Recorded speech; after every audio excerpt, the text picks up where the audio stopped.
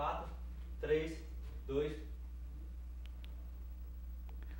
Boa noite. E aí, fizeram o exercício da dinâmica local? Então nós vamos exatamente calcular os limites e os valores numéricos da função em algumas situações pedidas aqui no exercício, como objetivo de que foi aprendido agora no decorrer da aula. Então, lá naquelas funções que nós vimos, queria só que você mostrasse a tela anterior, seja a função Q definida de R menos 1 em R. Significa que a função Q não é definida em menos 1. Tá? Por isso está aquela restrição, R excluindo menos 1 no domínio.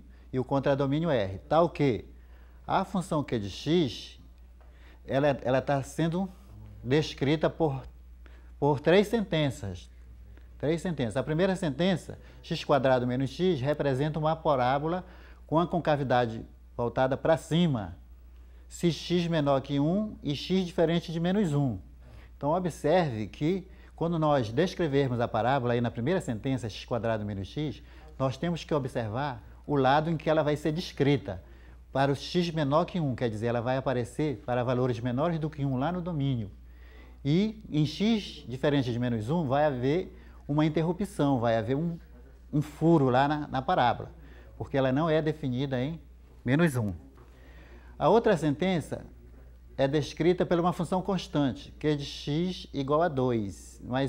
Então aí nós vamos ter um único ponto, porque se o x, para x igual a 1, o valor da função 2, então ela é definida aí apenas num ponto. E a terceira sentença, x menos 1, nós temos aí uma função afim, cujo gráfico é uma reta. Né? Então, só que também, quando nós formos analisar, nós devemos analisar apenas o lado do seu domínio. Essa reta nós vamos situá-la apenas para o lado x maior que 1 do seu domínio. Então, vamos agora fazer passo a passo. Primeiro, nós vamos analisar o gráfico da função x² menos x, que vai ser representado por uma parábola. Então, o que é que nós vamos calcular, né? Então, nós temos aí a primeira sentença, Q de x igual a x² menos x, para x menor que 1 e x diferente de menos 1. Então, x² menos x, essa função é uma função quadrática e cujo gráfico descreve uma parábola. Né? Então, vamos construir esse gráfico. Então, continuando. Observe, menos 1 e 2, outro ponto. Tá? Ela vai passar na origem, no 0, 0, né? E ali naquele ponto 1 e 0, porque os zeros da função lá são 0 e 1, né? x² menos x, os zeros da função 0 e 1, então ela passou, tá? Nesses pontos. Então aí está, observe que nós não descrevemos a parábola toda. Por que nós não descrevemos a parábola toda? Só aquela parte amarela. Significa que ela é definida só para x menor que 1. Então, valores de x, tá? À esquerda de 1, por isso aquela parte amarela é só onde ela é definida. Observe que tem um furo no 1. Né? Se aquela é menor que 1, então ela não é definida em 1. Aquele ponto onde está o 1, tem um furo lá. E tem uma outra interrupção lá no menos 1 e 2. Observe que quando x for menos 1, o valor da função seria 2. Só que em menos 1 está existindo também um furo. Então ela não está sendo definida para menos 1. Vamos ver a segunda sentença. A segunda sentença, Q de x igual a 2. Então, quando x for 1, o valor da função vai ser apenas um ponto. Então, vamos representar geometricamente. Representando geometricamente, olha só. Quando x for 1, então o valor da função Q de 1 vai ser 2. A terceira sentença, Q de x igual a x menos 1, é uma função afim, cujo gráfico é descrito por uma reta. Né? Só que não vai ser a reta por inteira, vai ser apenas a parte onde ela é definida. Então, aqui nós estamos falando que ela é definida para x maior que 1. Então, vamos construir esse gráfico. Continuando. Olha aí. Um ponto da reta, da reta x menos 1, da função afim. Tá? Continuando. Próximo. Então, observe que quando você representar geometricamente essa reta, você vai apenas considerar uma semirreta a partir do ponto 1. Por quê? porque ela só é definida a partir de 1, dos valores de x, de 1 para o lado direito. Daí a representação ter aparecido só uma parte, que está em amarelo. A parte abaixo, né, não pertence ao domínio da função, daí então o nosso gráfico passa a ser uma semi-reta ali, que começa em 1 e se prolonga indefinidamente. Vamos agora reunir as três funções, o gráfico das três funções. Vamos agora fazer a reunião de todos os pontos do gráfico, continuando. Então, observe que ela ficou assim, ó. Então, a parábola, né, e a semi-reta, está faltando o ponto, né? Então, nós vamos ver isso aí passo a passo. Continuando. Então, observe.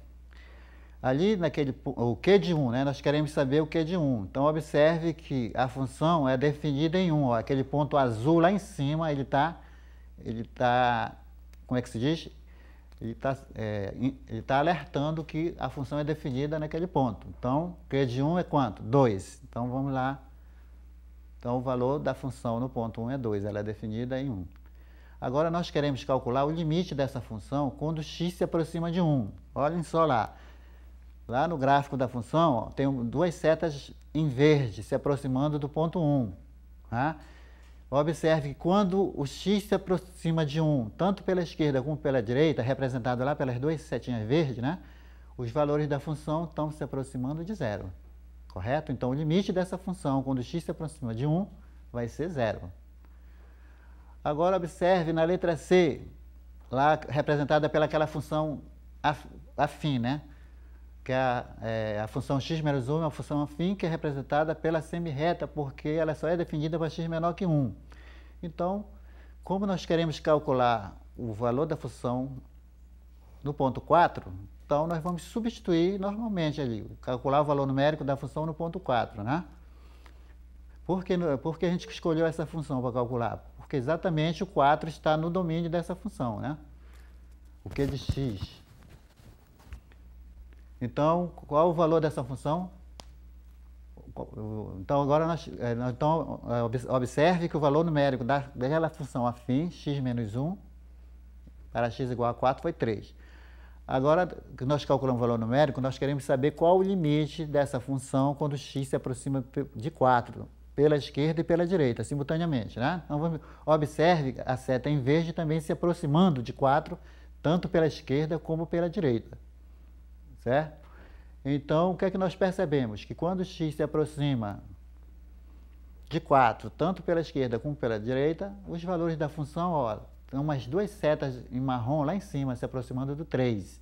Então, o limite da função Q de x, quando x tende para 4, é 3. Próximo. Nós queremos calcular o Q de menos 1. Lá no início nós fizemos uma observação, e geometricamente dá para nós percebermos aí. Observe que tem um furo lá na parábola, lá em cima, na correspondência do ponto menos 1 e 2. Se tem um buraco lá, se tem uma interrupção, então ali não existe, tá? A função não é definida para menos 1. Então não vai existir o valor numérico da função no ponto menos 1, porque aquele furo está dizendo que ela não é definida no ponto. Então, não existe o valor numérico, tá? Porque ela não está definida. Agora, vamos verificar se existe o limite. Observe que quando o x se aproxima tanto pela direita como pela esquerda de menos 1, tá? Os valores da função, ó, tá lá em cima ali, vão se aproximar de quanto? De 2. Lá em cima, na parábola, tem duas setinhas em marrom, né? Observando que quando x se aproxima pela esquerda de menos 1 ou pela direita, os valores da função se aproximam de 2. Então, o limite da função, quando x se aproxima de menos 1, vai ser 2. Então, sempre tenha em mente que para existir o limite da função, é necessário que os limites laterais sejam iguais. Quando eu me aproximar do mesmo ponto, quer pela esquerda, quer pela direita, eu tenho que aproximar do mesmo valor da função, né? Os valores da função se aproximam do mesmo limite. Então, está concluída aí a dinâmica local, né? Então, eu espero que tenha dado para vocês perceberem, principalmente aquela definição de limite, porque aquela definição é importante. Quando o x se aproxima de 3, o módulo de x menos 3, certo? Então, implica que os valores da função vão se aproximar de L. Então, quando o x se aproxima da abscissa do ponto, implica que os valores da função vão se aproximar de um valor limite. Então, tenha em mente essa definição. Observe sempre que aquela distância em módulo está dizendo que aquele valor é sempre convencionado como número real positivo infinitamente pequeno. Daí, um é chamado de epsilon e o outro de delta. Tá?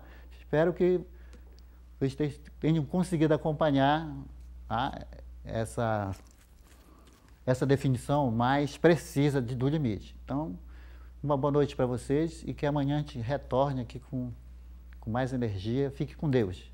Uma boa noite.